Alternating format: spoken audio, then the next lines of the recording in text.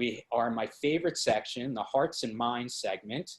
Cindy Gallop, she's the founder of Make Love Not Porn, where she initially had her TED Talk in 2009, where she has over 2.25 million downloads or views of that talk about the hardcore male porn industry culturally constructing the way that people are supposed to have sex in a very violent and misogynist way. And Cindy, you have done so much since that one moment that I learned about you, and I am so honored that you're here. So I'd love to welcome Cindy Gallop. Hi, Cindy, are you there? Yep, thank you very much, Brad. I'm very much looking forward to this conversation. Great, Cindy. So let me just ask, what is your ethnicity? My father is English, my mother is Chinese.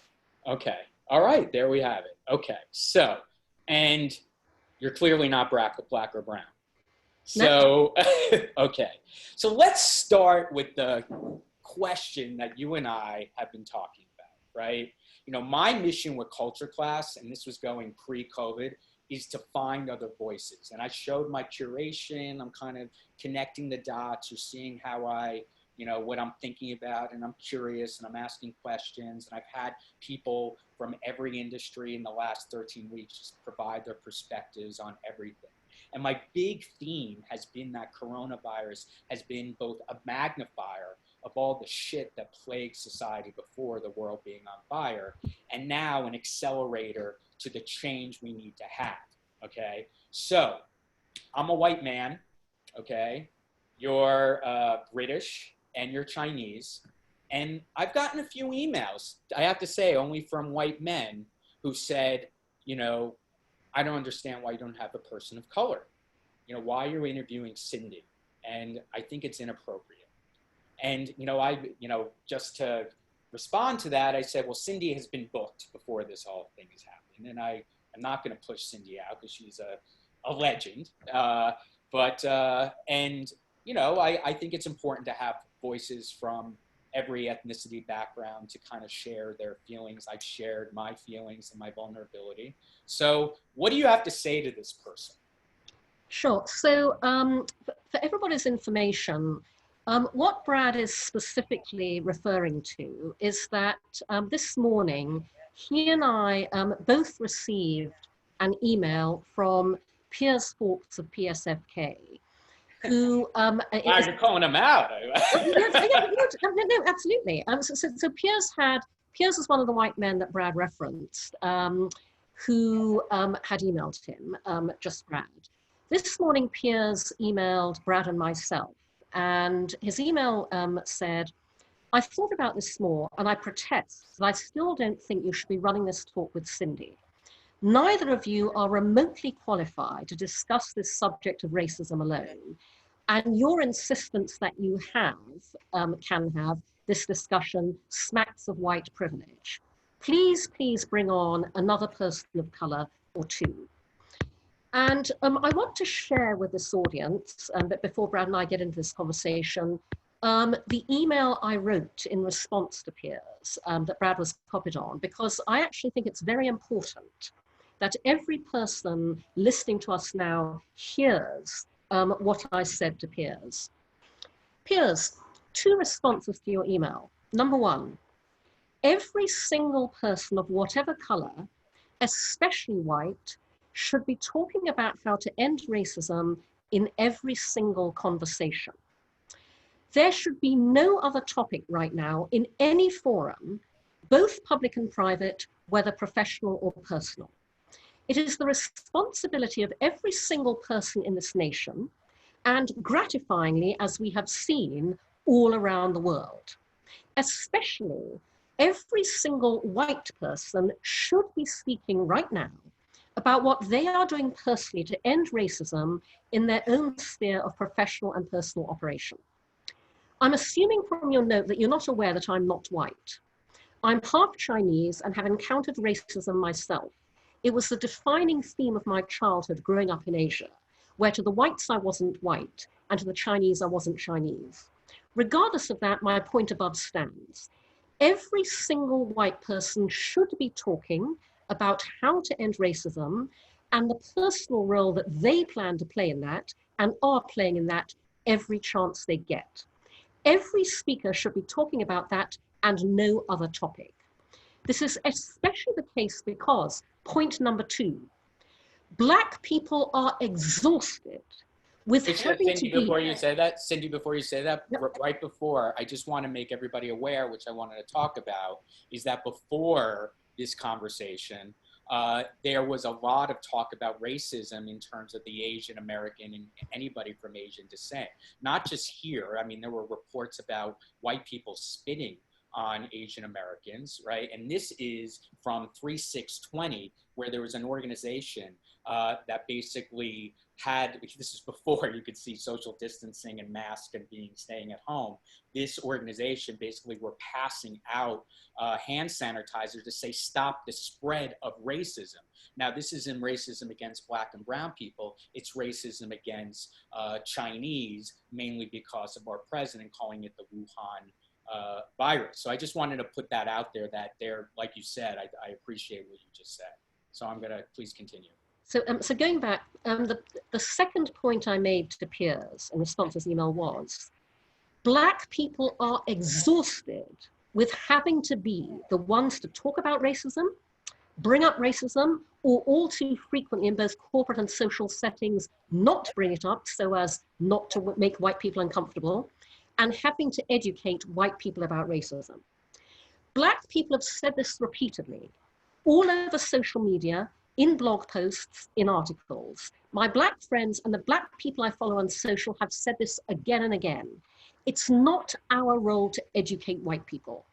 It's not our role to take all those earnest, please tell me about it conversations, especially for free. Black people are quite rightly now demanding to be paid for diversity and racism advice, education, counseling, speaking. Black people want to see white people step up. Black people are calling out all over social, all over Medium, all over every publication for white people and white allies to take up the fight instead of them. They are saying how completely exhausted they are and how fed up they are with having to be the ones to talk about racism and fight the racism battle. Not least because of all the energy, all the creativity, all of the talent they would like to be expending on their chosen pursuits and professions instead, that racism currently keeps them from progressing in.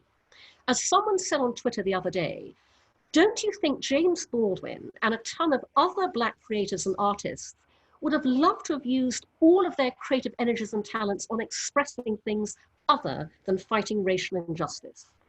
It is the responsibility of every single non-Black person right now to talk publicly and privately about how to end racism and about their personal role in ensuring that happens. There should be no other topic being talked about in any forum. All the best, Cindy. So that's the email that I wrote. That was the email. That's the email I sent to Piers Fawkes in response. That is why I am very keen to talk with Brad today about how to end racism in the corporate world. And what about using the word end? Like, is that possible? Or could we say how to limit, how to... No. We have to eradicate racism, and it is entirely possible. So Just tell us, what do you think? Yeah. So everybody, I'm a big fan of radical simplicity. I'm all about keeping things really simple. For the corporate world, how you end racism is incredibly simple. Hire, welcome, and promote Black talent. That's it. And I'm going to talk through exactly what I mean by that. Please. But let me tell you why I say that just doing that will drive enormous change. Because first of all, when you hire and welcome and promote Black talent, you pay Black talent. You begin equalizing the massive pay and wealth gap that is driven by racism.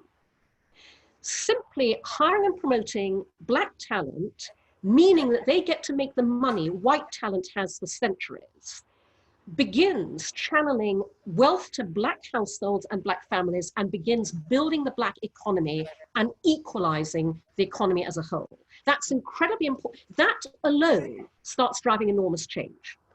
Then when you hire and promote Black talent, you are then role modeling Black talent and Black professionals in every possible place and at every possible level that they need to be seen to prevent the appalling racist assumption in every company that if there is a Black person in the room, they are the coffee lady or the janitor or the cleaning person. Happens to Black colleagues all the time. Thirdly, when you hire and promote Black talent, you enable the Black lens to be brought on innovation, on disruption in every single business. And I mean, just to give you one example alone, my industry, advertising. When you have Black leadership, Black creative directors, Black creatives, creating advertising, which is an enormously powerful force in popular culture when it comes to shaping societal attitudes and behavior. When you have the Black lens, creating advertising, directing advertising, casting advertising, producing advertising, you get a lens that begins reflecting in advertising the world as it really is. And that too role models and shapes how society regards, behaves around, behaves towards Black people. Agreed. So those are just a few of the reasons why it's very simple: hire, welcome, and promote Black talent. And by the way, the welcome part of that is incredibly important. I'm going to come back to that later on in this discussion and tell you exactly what I mean by that. Now, something that I really want to address in this conversation is the truly appalling and unbelievably insulting response that is all too often made, all too frequently when this is said, very simply: hire, welcome, and promote Black talent.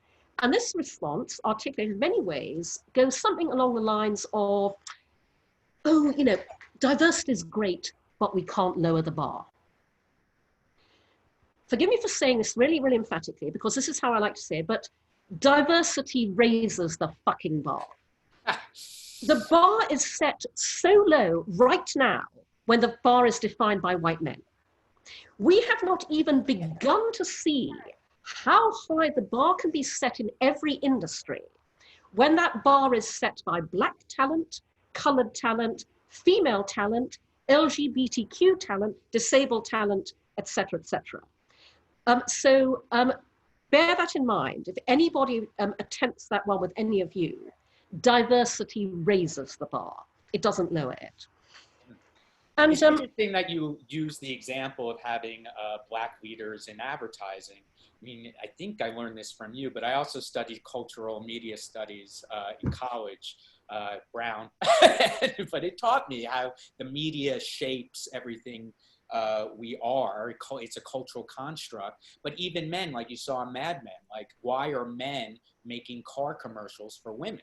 Like, they have no idea, right? So is it kind of the same theory in a sense? No, it totally is. I mean, everything I'm going to say to you today about how we end racism in the corporate world is also how we end sexism when you say it about women, is how we end ageism when you say about older people, is how we end homophobia when you say it about LGBTQ, is how we end ableism when you do all of this as it relates to disabled people. So all of the principles I'm talking about, and I do want to keep the focus on racism right now, very specifically, but everything I say to you about how to end racism is also how we end every other ism.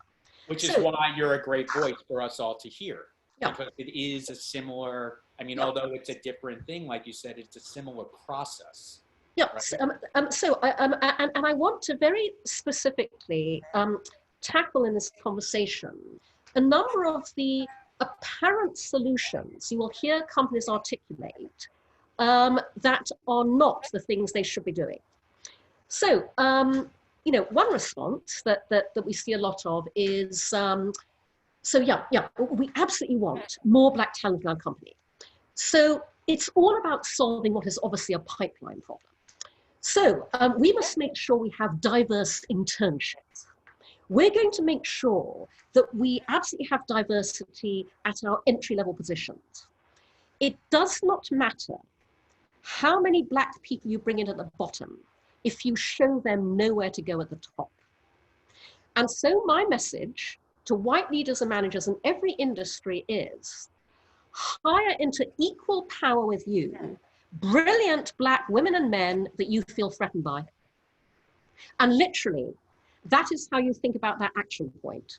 Hire into equal management power with you brilliant Black women and men that you feel threatened by.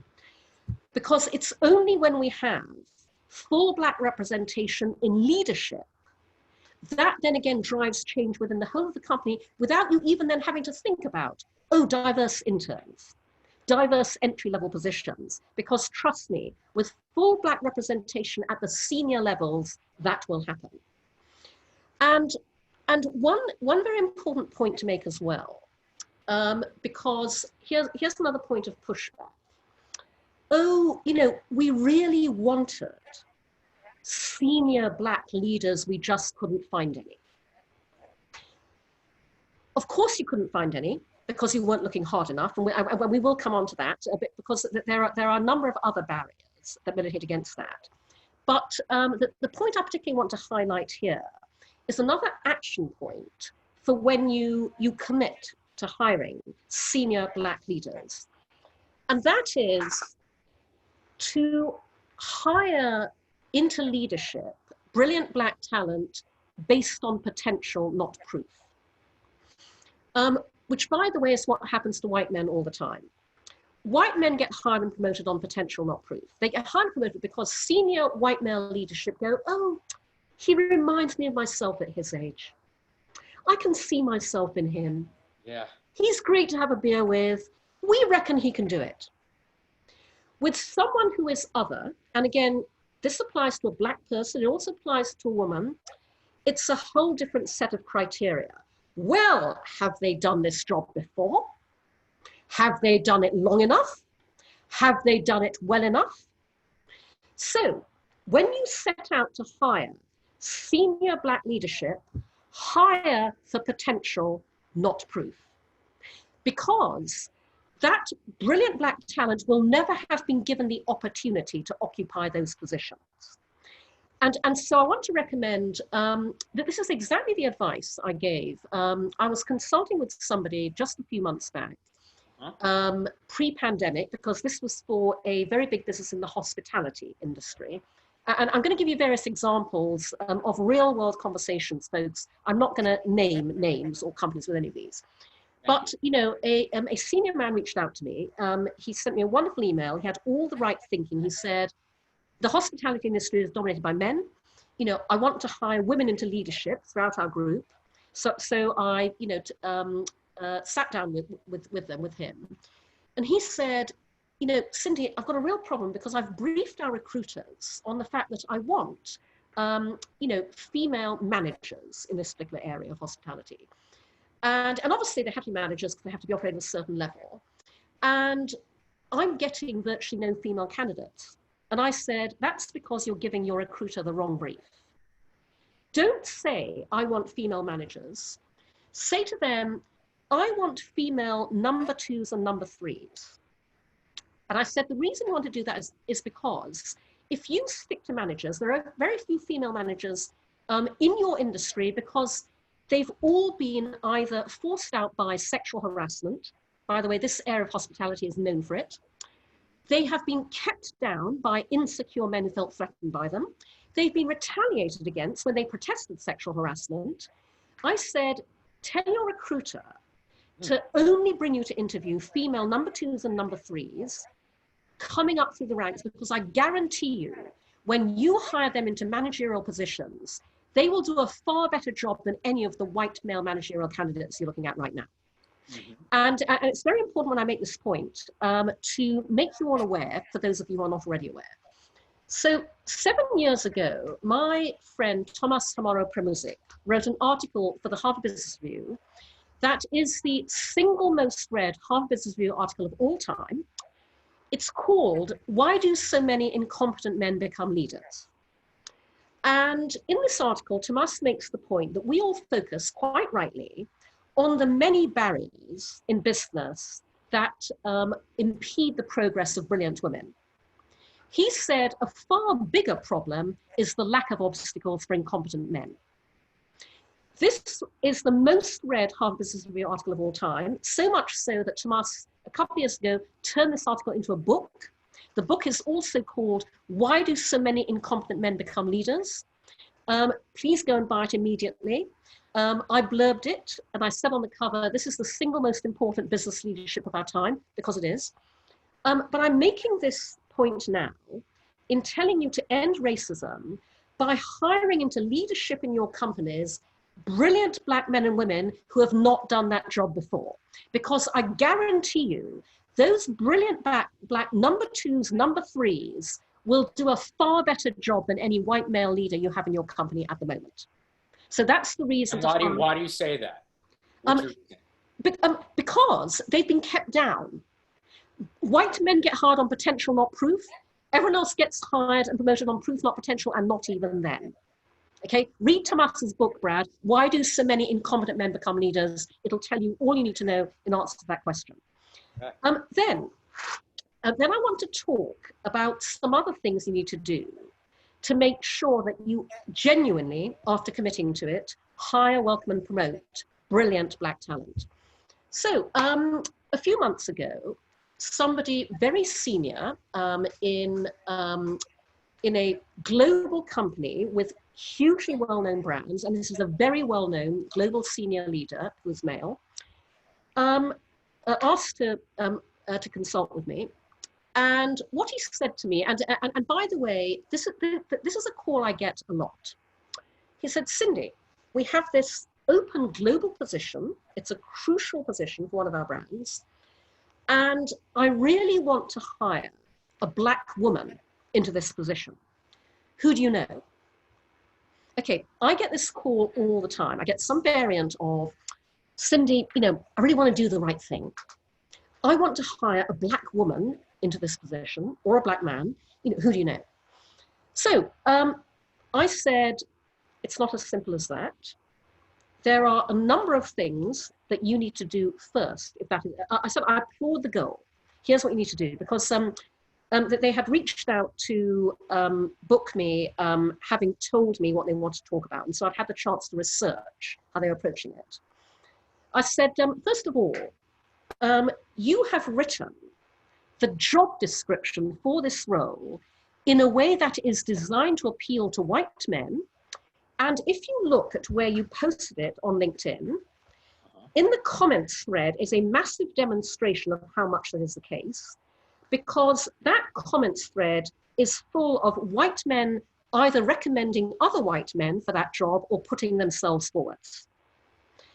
And so I literally took him through the job description. And so, by the way, if you commit to hiring and welcoming, promoting Black talent, look at your job spec. So I said to him, for example, and again, I'm not going to get too specific because there was something specific to this role that had been very wrong-headedly written. But one of them was the point I've just made. This job description said, and it said, as these job descriptions tend to, you, the right person, will have all of this. Boom, boom, boom, laundry list. One of which was, you will have a creative track record in our industry that makes all of us jealous. I said to him, no, they won't. No. If you are a Black woman or a Black man in our industry, you don't have a creative track record that makes the rest of us jealous because you were never allowed to. You never got those promotions. You never got hired in the first place. You were passed over, you were overlooked, you were forced out of the company, you're stuck in middle management. You need to rewrite that point to say something along the lines of, this is your opportunity to demonstrate all of the creativity you have found stifled somewhere else. For example, I gave him a number of ways in which to reword this. Then I said, it's not just about the job description. You need to completely redesign your interview process because systemic, institutional, right. I want to get unconscious, and conscious, by the way, because we give too much credit. We talk about unconscious racism when a lot of it is actually conscious racism. Systemic institutionalized racism is built into every single interviewing process. When companies interview white men, and most of those interviewers are white men, they're looking for reasons to hire that white man. When white men interview women, Black people, people of color, LGBTQ, the disabled, they are looking for reasons not to hire us. And so I said, you have to completely redesign the process by which you interview in order to be able to welcome in and actually have a chance of hiring Black talent versus having it be put off from the moment it steps across the first interviewer's threshold and encounters blatant institutional racism. Secondly, sorry, Brad. I have a question about that. Yeah. So before this, even before Corona, before protests, many companies have like a D&I executive, diversity and inclusion. And I've heard from a lot of conversation with friends who are white, who run divisions, and they're like, yeah, I just spoke to my D&I person. They have $100 million. They're going to send it. You know, what is your feeling about the D&I part of a company? And should it still exist? What should it be? And where should it go? Yep. So personally, it absolutely shouldn't exist at all. It shouldn't need to. D&I should be integrated into the DNA of the company. But here's a very practical reason why it shouldn't exist, Brad.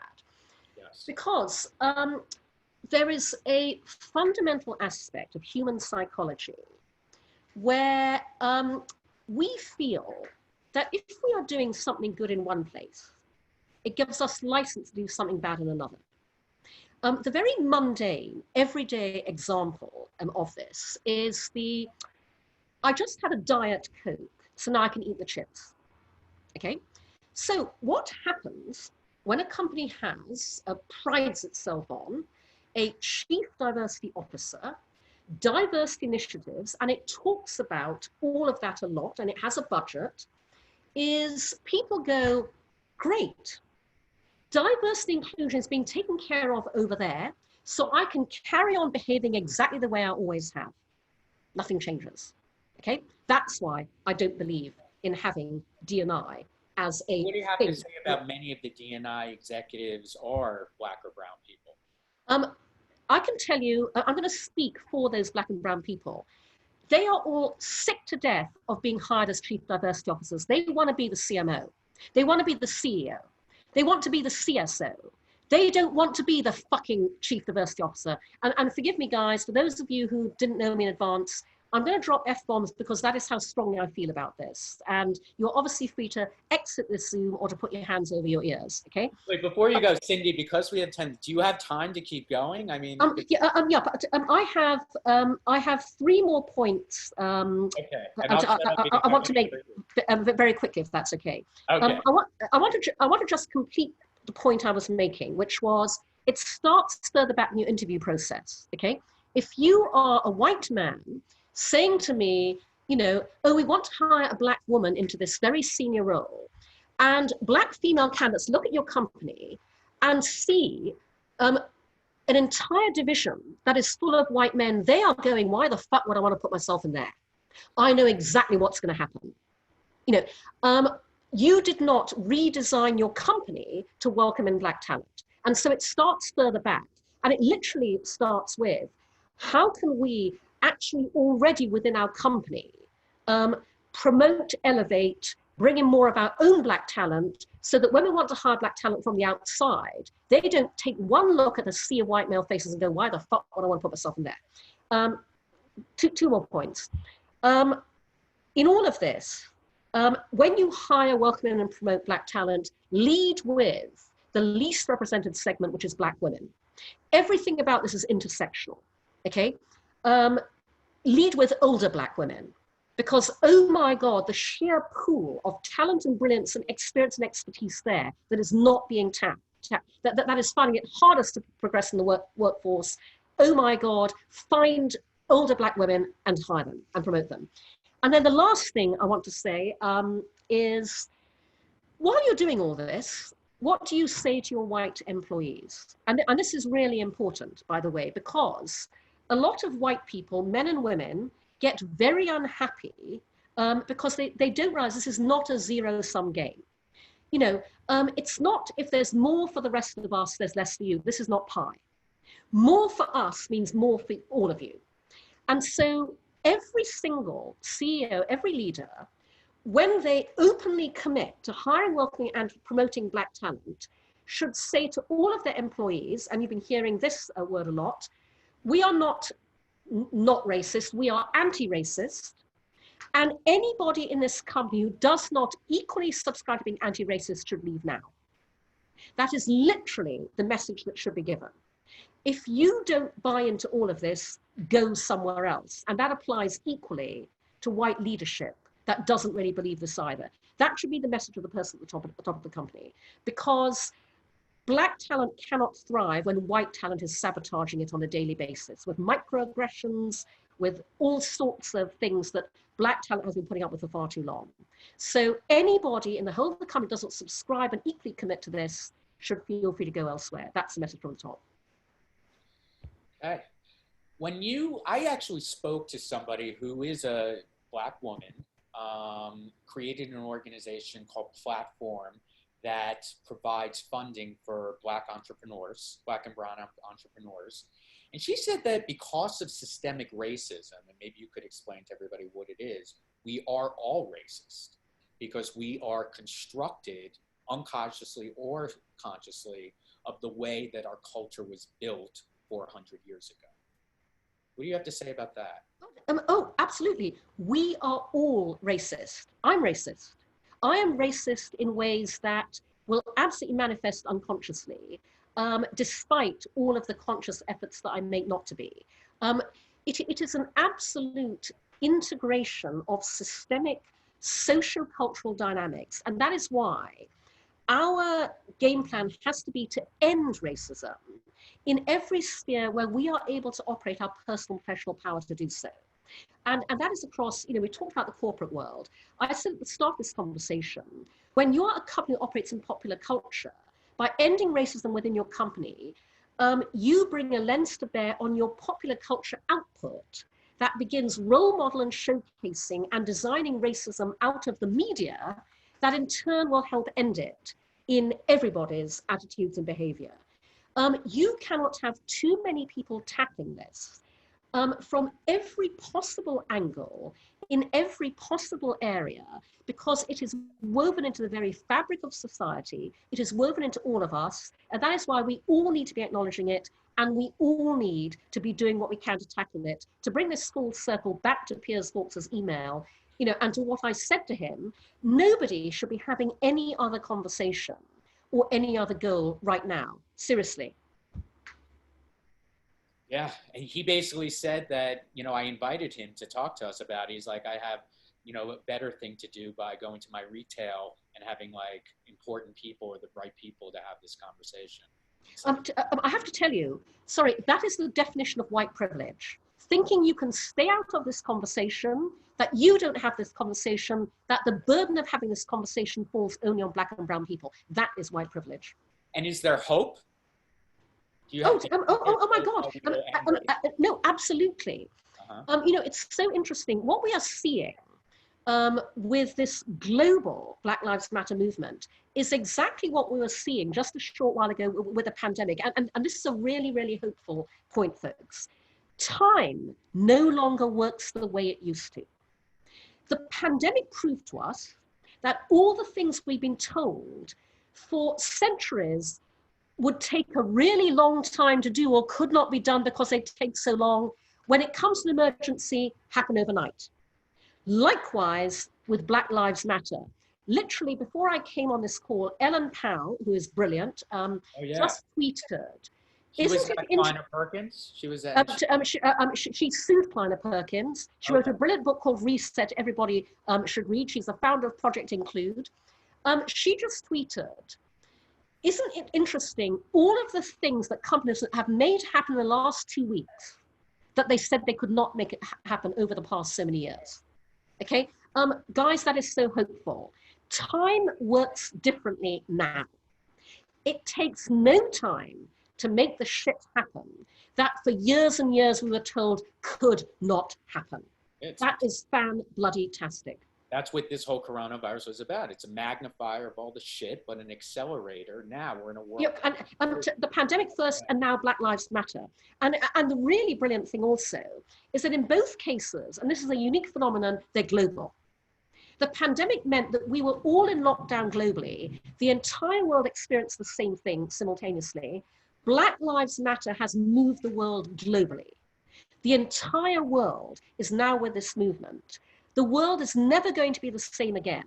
And that is very, very good news for all of us who are never the status quo to begin with. Because it's only when things break down, this utterly and completely, new models and new ways of doing things emerge that never would have emerged otherwise. Now is our time to make that change happen. But the thing I really want everyone to take away from this conversation is there are two dynamics at play. There is everything the pandemic and Black Lives Matter is making happen as we speak, the breakdown of the old world order. And then on top of that, there is the dynamic of what every single one of us can now seize that opportunity to make happen ourselves, to build the future that we all want to live and work in. And I want to see every one of you listening today seize that opportunity. You know, I'm all too often interviewed and people say, so Cindy, you know, what do you see happening as a result of? What do you think will be? And I always say, you're making the classic mistake of asking that question in the passive tense. All of this changes when you and I and everyone else make it change, and I don't wait for things to change, I make them change. Don't wait for all the changes happening right now. Make change happen yourself on top of that. And one of the big takeaways, and I'm going to continue to do, you know, we need to hear from everybody how they're feeling. We all have to learn, we all have to unlearn. And like you said, Black and brown executives and leaders, you know, they don't want to be the ones who should just be talking about this subject, because you know, I'm a gay man, even though I'm white and privileged. I've been shaped by, you know, I've gotten bashed a couple times. It is horrible. But like, you know, one of the questions I have for you is, because of the pain I had as an other, am I allowed to put that in the conversation right now? Like, I had a gay friend and say, you know, just because I'm white, I'm also gay. And I mean, like, how? No, Brad, absolutely. As I said, all of this is intersectional. Right. You know, all of this intersects. And so now is the opportunity to absolutely take what motivates you, you know, what fires you up to want to make change happen. Because every one of us coming from our own individual perspectives, cumulatively, everything we're doing adds up to enormous change at scale, at impact for all of this across the board. Right.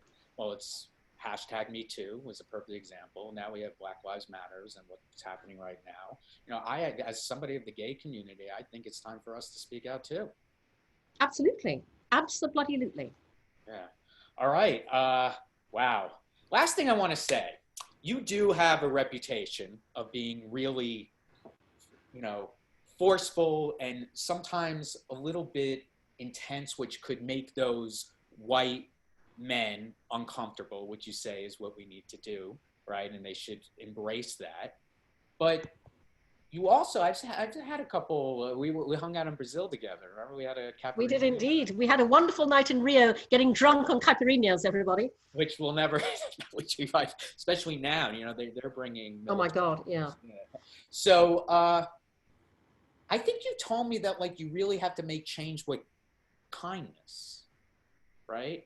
You don't no, actually, Brad, I mean, all of us have our own approaches, by the way. Right. And, you know, when I said earlier, we can't have too many of us coming at this from every possible angle.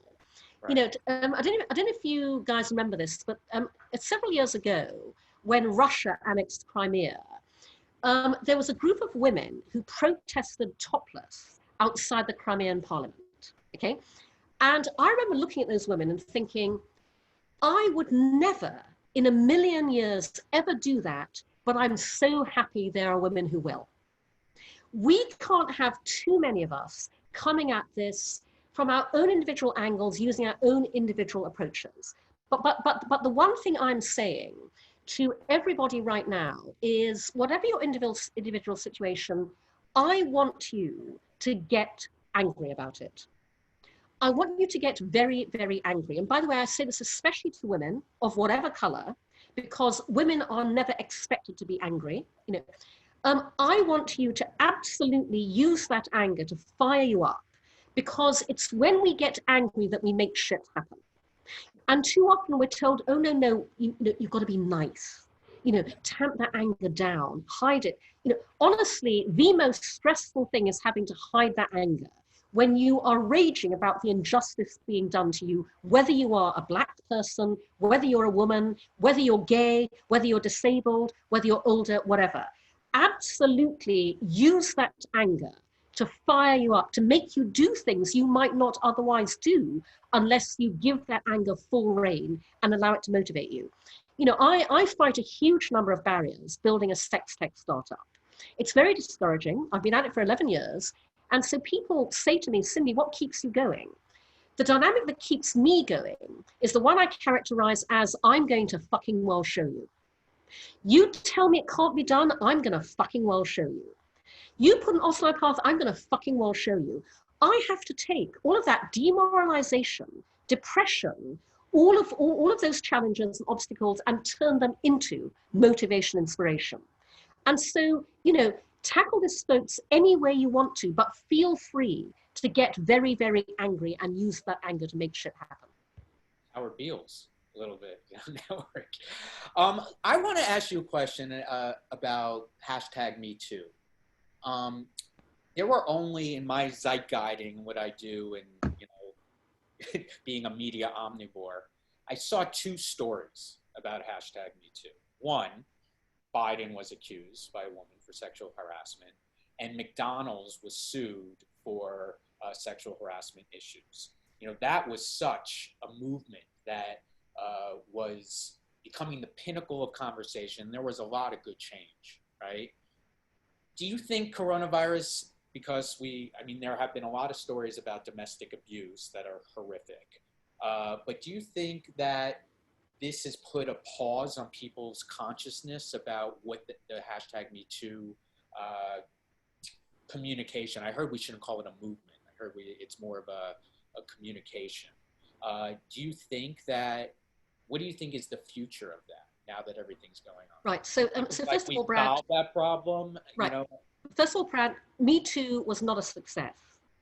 The amount of change Me Too has managed to make happen is minuscule compared to the way that sexual harassment is systemic and institutionalized across every area of business and of society.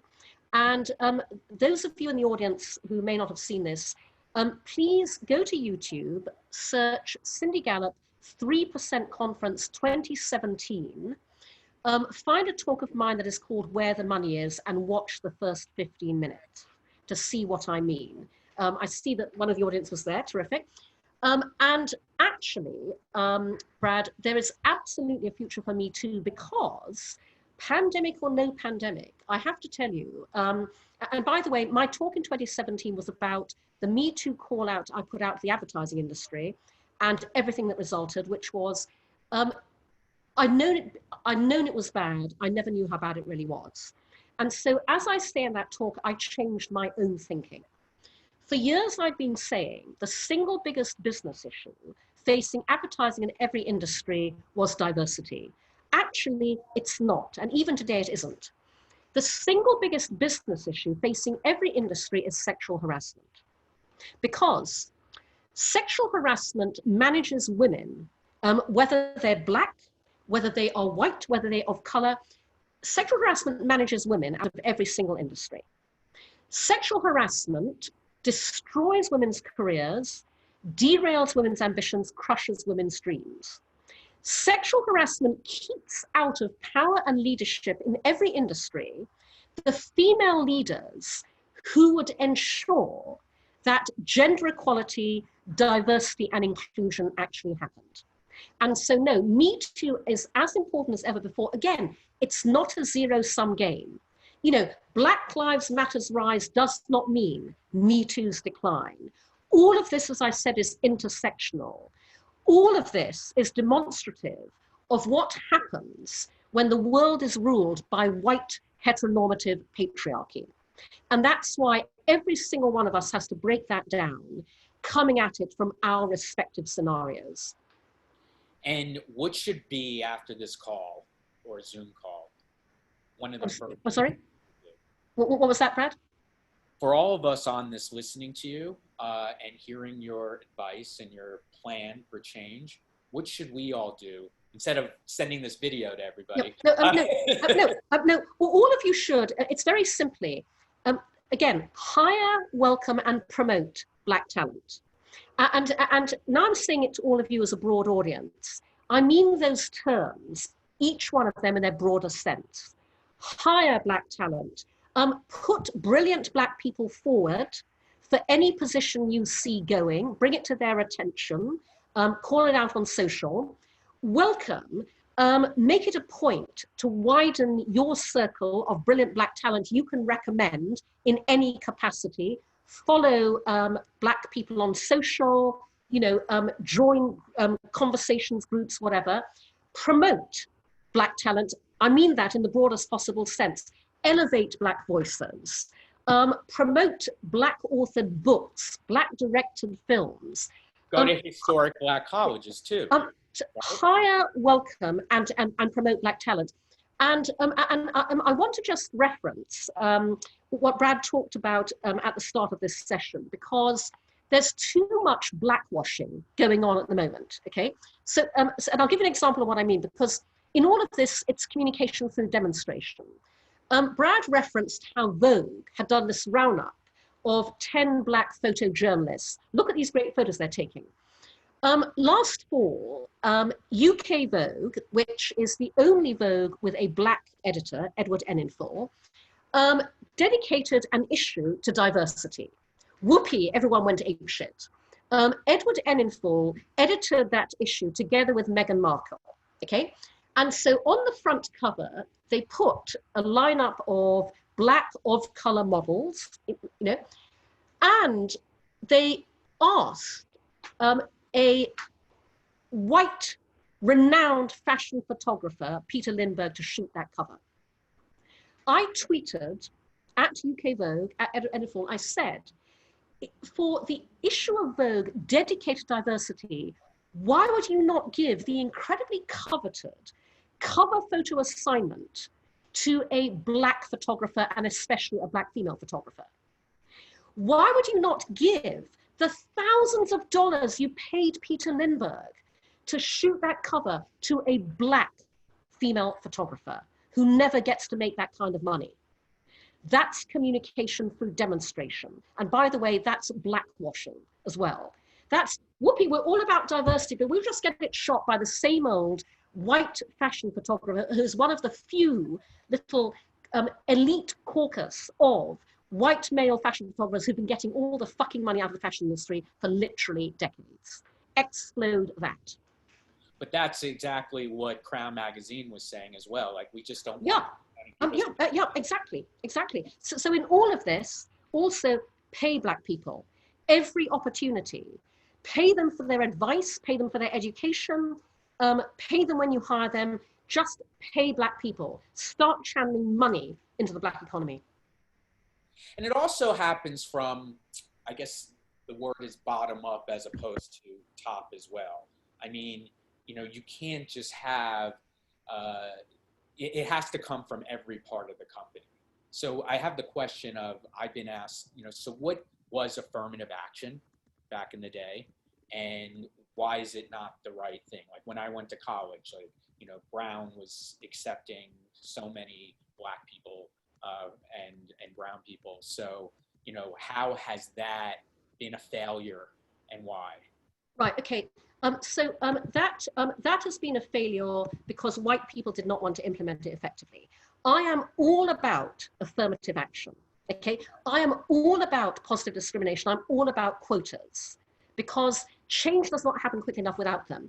And the example I'll give you is, and I've been saying this for years, I hear and I've been hearing for years from women who go, oh, Cindy, but, I don't want to get hired just because I'm a woman. And my response is get over it and look around you at all the mediocre men who got hired just because they were men. Affirmative action has been working for men for years. Affirmative action has been working for white people for years. It's about bloody time we affirmatively action the shit out of racism and sexism and homophobia and ableism and ageism, et cetera, et cetera. Okay, I think that's a very poignant last quote. Cindy, I am so grateful that you shared your time and your insights. I just wanted to give everybody your information, Cindy Gallop, at Cindy Gallop or cindygallop.com.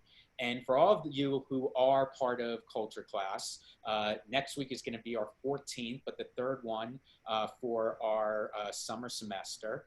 And, you know, we're going to have Kate Beyer, who is a psychiatrist and a psychopharmacologist, and she's going to be talking about racism in the biochemical and you know, the way that we should speak it on like on a brain and mood level, dovetailed with the coronavirus. And oh, I put you here too. So and again, you know, we had a different model after the free classes. I was charging for after the free classes, I had a fee for the summer semester. I changed it as pay as you can, and we're giving, you know, 15% to the Zeitguest, in this case, Cindy Gallop's choice. And it's really for her organization, Make Love Not Porn, so she could keep fighting all of this. And it was because like people wanted to donate for you, right, Cindy? And like yeah. And by the way, I should explain, folks, for those who don't know, Make Love Not Porn is a for-profit business, but we fight a huge series of battles no other companies do. Every piece of business infrastructure other tech startups take for granted, we can't. The small print always says no adult content. And so our members and various people asked us to actually offer a donation function for anybody who wants to support the social sex revolution. And so if you've liked everything I've said today, I would love it if you would, you know, be willing either to, you know, donate, Brad sent you the link, or join Make Love Not Porn, sign up and subscribe. It starts at $10 a month. You know, anything you can do to support us as we fight to bring enormous social benefit to the world by changing the way the world has sex for the better, I would be enormously grateful for your support for my own startup. Of course, thank you. And yeah, we could use it too. It's like a Culture Class. I love what I do. I'm so grateful that, you know, I have the opportunity to have these conversations with Cindy and some other people from all industries. And I also love sharing like my connection of the dots while you're doing your real jobs and I'm reading while you're changing the world and changing your corporations and making them not racist for the future. So I'll leave you all with a huge thank you. I hope to see you next Wednesday, 2 p.m. Cindy, I hope one day we could go to Brazil.